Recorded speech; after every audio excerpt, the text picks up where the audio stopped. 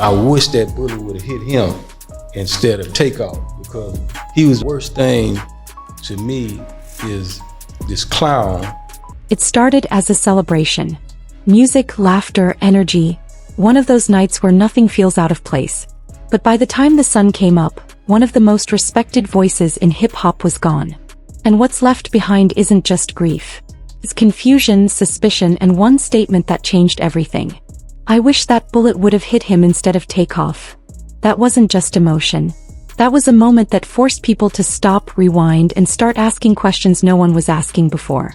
Takeoff, real name Kirshnik Ball, was never the loudest in the room.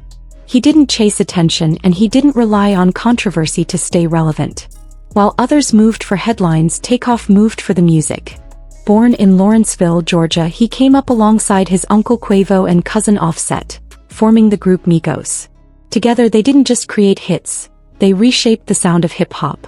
When Versace dropped in 2013, it was really a beautiful night, you know what I'm saying? We all family, we enjoying. It introduced a flow that would dominate the next decade.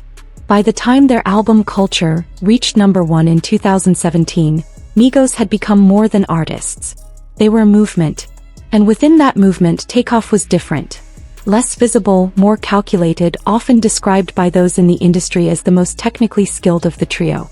Just weeks before everything changed, Takeoff and Quavo released Only Built for Infinity Links.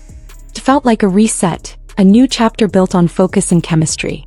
No one could have predicted it would be the last.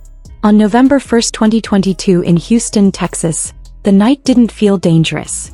It felt normal. A private afterparty was held at 810 Billiards and Bowling, hosted by J. Prince Jr., a name tied to decades of influence in the music industry. Around 40 people were in attendance. Artists, friends, and industry figures. Inside, everything was calm. Conversations flowed, people laughed, and the energy felt controlled. Nothing about the atmosphere suggested what was about to happen. As the night started to wind down, the energy shifted. A dice game began outside. Your child is a whole different kind of pain, so. At first, it was harmless, just another late-night moment. But then voices grew louder. Money became involved. Egos followed.